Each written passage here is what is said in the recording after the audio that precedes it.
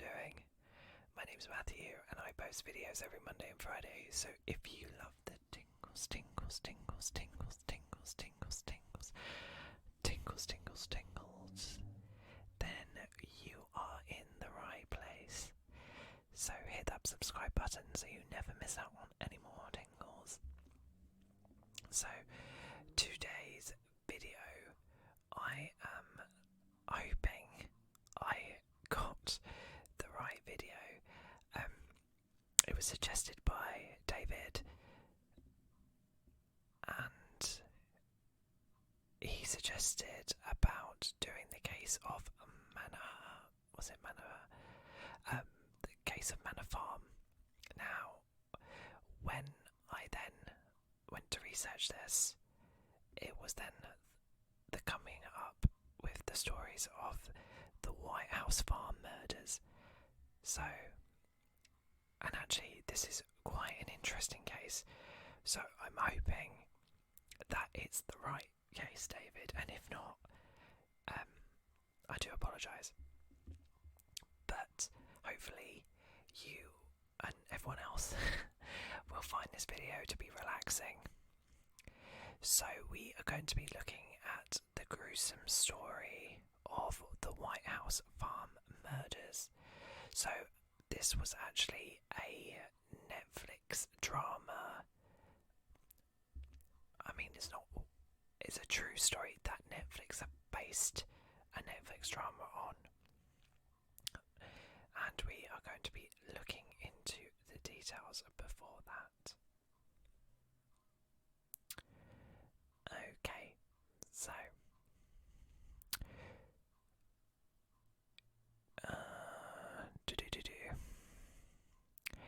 So, who were the Bamber-Caffell family? The Bamber-Caffell family, I hope I said that right. Seemingly a happy and well-to-do family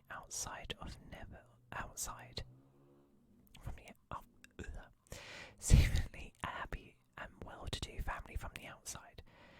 Neville Bamber was a farmer and former RAF pilot who married his wife June in 1949. The couple moved into the White House Farm in Toolshunt.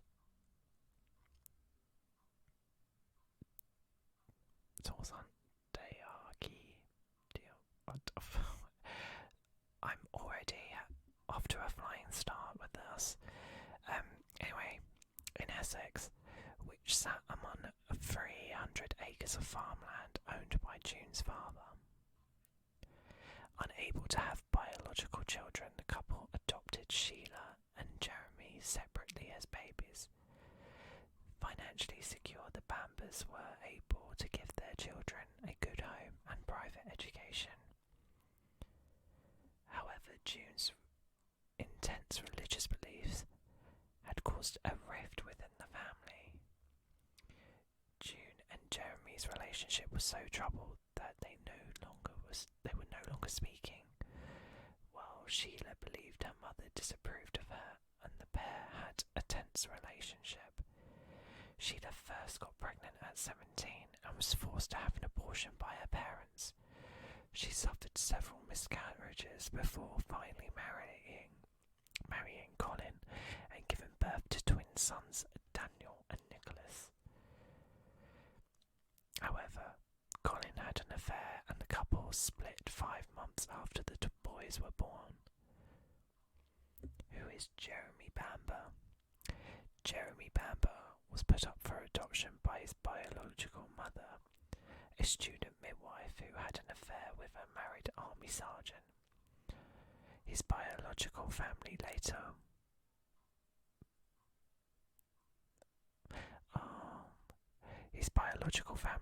went on to marry and have other children. Neville and June adopted Jeremy when he was 6 months old. They sent him to a range of good schools, including Gresham's School, a private boarding school in Norfolk.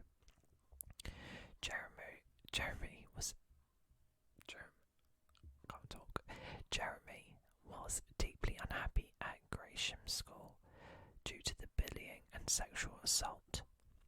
He later attended sixth form and gained 7 O-levels. After his studies, Neville paid for his son to go travelling in Australia and New Zealand. Jeremy is said to have attended a scuba diving course, broken into a jeweller's and boasted about smuggling heroin.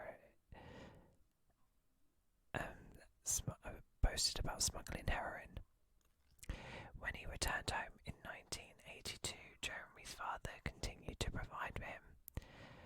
Neville set up his son with a cottage, car, percentage of a family company, and even gave him a job which he was paid £170 a week for. What happened on the night of August 6, 1985? Police first found out about the murder of June, Neville, Sheila, Nicholas and Daniel in the early hours of the 7th of August. Jeremy Bamber telephoned his local police station, not 999, and told the police that he had received a phone call from his father saying Sheila had gone berserk with a gun and that the line went dead in the middle of the call. After calling the police, Jeremy drove to the farmhouse, as did 3 police officers. The group waited until 5 a.m. for a tactile firearms unit to arrive. They then used a loudhailer to try and communicate with Sheila for 2 hours. The only sound reported from the house was a dog barking. Jeremy was reported to have been calm outside of the property and explained that his father called him rather than the police to keep things in the family. When officers finally entered the family home, they were shocked to find bloodied bodies of the Bamber-Caffell family in multiple rooms of the property. Neville was found in the kitchen. He had been shot 8 times in a scene suggestive of a struggle. June was found laying on the floor of the master bedroom, covered in a pool of blood. She had been shot 7 times, once between the eyes. Daniel and Nicholas were found in their beds in their own bedroom. Both had been shot whilst in bed. Oh my God. Sheila was found in the master bedroom with her mother. She had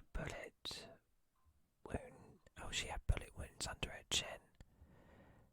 A doctor who was called to the house testified the deaths could have occurred at any time during the night. He said Bamber appeared to be in a state of shock.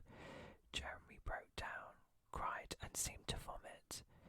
The doctor said Jeremy told him about discussion in the family. The doctor said Jeremy told him about a discussion the family had about possibly placing Sheila's sons in foster care. Sheila was the first suspect. Initially, Sheila Bamber was in the frame for the murders. This was in part due to the testimony of her brother's phone call from their father, in which Neville supposedly said Sheila had gone berserk with a gun. Sheila had struggled with mental health in the past, suffering from schizophrenia, and being admitted into hospital. Her doctor wrote that she believed the devil had given her the power to project evil into others, and that she could make her sons have sex and cause violence with her. What the fuck? Sheila was readmitted to St Andrew's Hospital in March 1985, 5 months before the murders, after a psychotic episode. Blood and urine samples indicated that Sheila had taken Arlapodol, a drug to treat schizophrenia.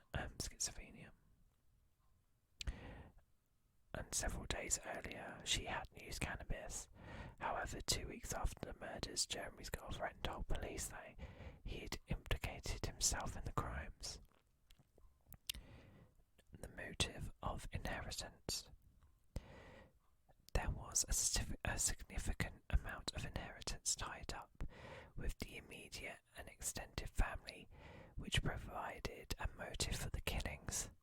The Bamber's company, N&J Bamber Limited, was worth about $400,000 in 1985, more than $1,216,000 today.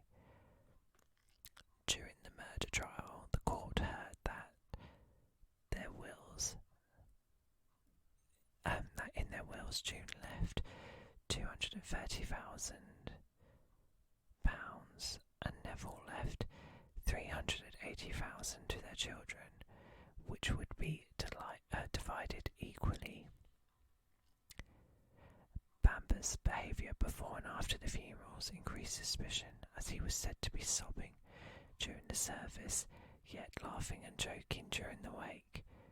Sheila, Jeremy and 3 other prints were all found on the murder weapon. Sheila, Jeremy and 3 other prints were all found on the murder weapon, and there were scenes of a struggle at the mantelpiece in the sitting room. Sheila was also believed to have been too slight in frame to overpower her father in a struggle that would have ensued. Jeremy Bamber said he had been home a few miles away when the shooting took place. He has maintained his innocence throughout the trial and the aftermath of his sentencing.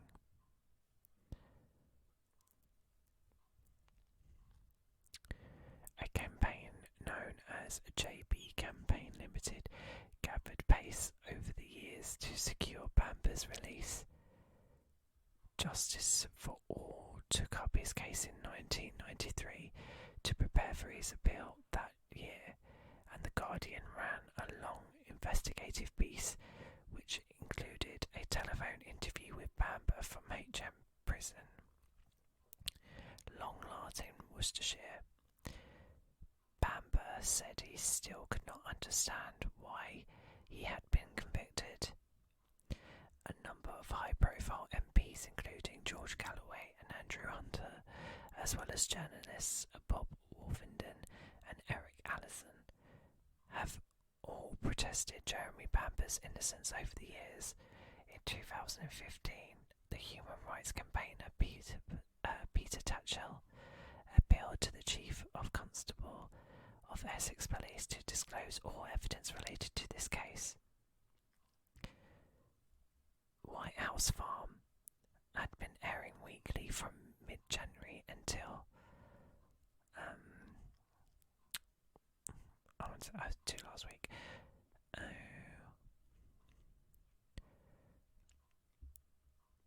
Oh God. So did he do it or did he not?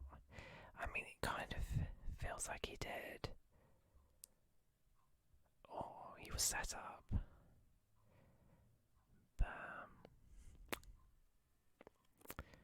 Who knows for sure? Let's see.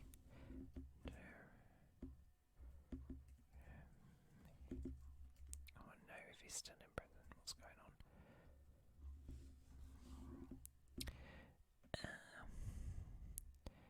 So he's 63 years old.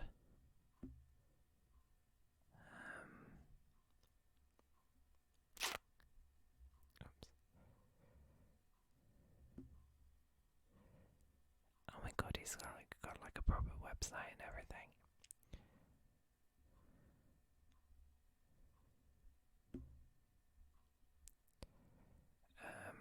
In June 2020, Jeremy Bamber submitted 27 detailed complaints to Essex Police about various aspects of the handling of his case.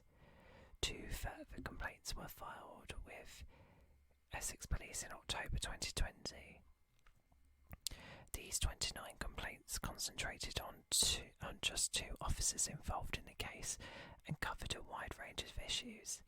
These related to deficiencies in both EP's handling of the original murder investigation, headed by DCI, and their conduct in connection with the appeal, judicial reviews and CCRC submissions that have followed since the 1986 trial.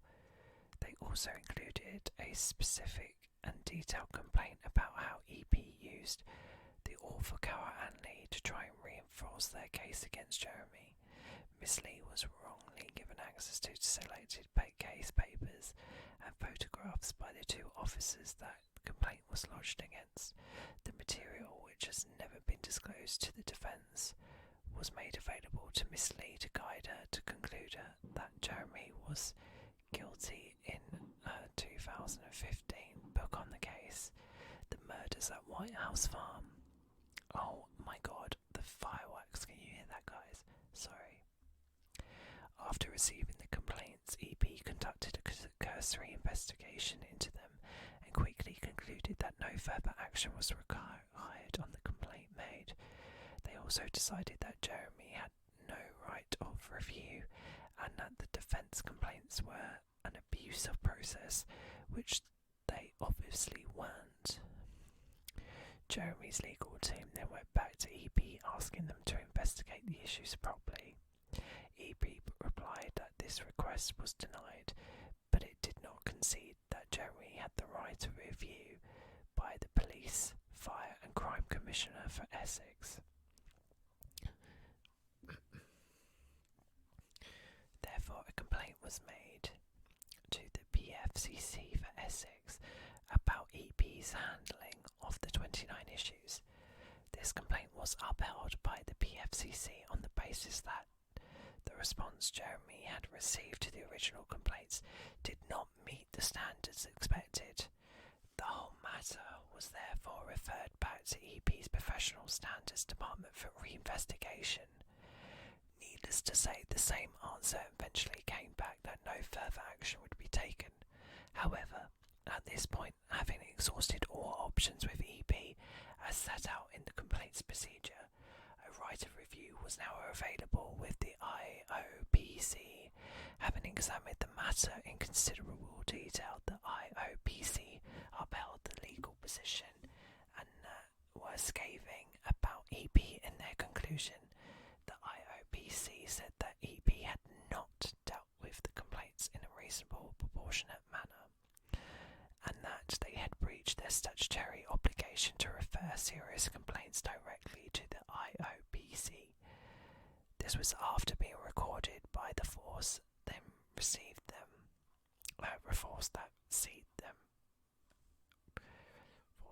them. Because Jeremy's complaints met the threshold in the IOPC Statutory Guidance 2020, they were regarding preventing the course of justice or other contact that is likely to cause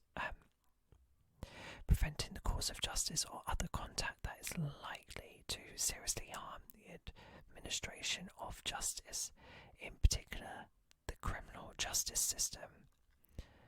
Owing to the death of the two officers at the centre of these complaints, DCI Ainsley and DI Ronald Cook, who were alive at the time when the original complaints were filed, the IPOC stated that no further action would be taken. The IOPC did state that rather than investigate the issues themselves, they considered that the Criminal Cases Review Commission was the correct body to investigate the substance of the complaints. They came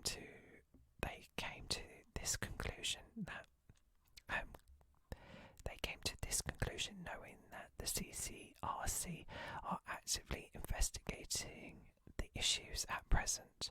The full content of the complaints was lodged with the case submissions to the CCRC in March 2021. So it seems that EP have achieved their primary objective of protecting Ainsley and Cook for their malfeasance in the murder investigation, as they are now beyond justice. However, EP have now by the IOPC for acting illegally in the handling of the 29 complaints. It has become clear that the extent of... Oh wow. I mean, that is from the Jeremy Bamber campaign official website. I did not realise he had a website.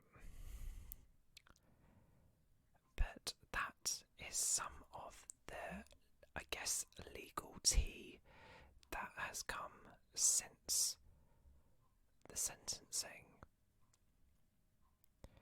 And I guess the next step on this story, I mean, this is quite an unusual case in the sense of, you know, he was tried, he was convicted and was sentenced. Normally that's where we leave our stories of the case. You know, justice has been served, but now there's that legal dilemma of, well, is he innocent or is he guilty? You kind of, I don't know.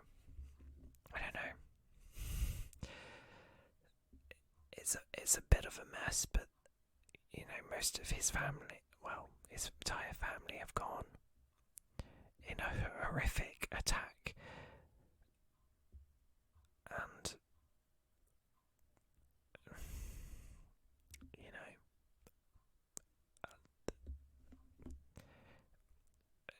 it's horrific and a truly sad case.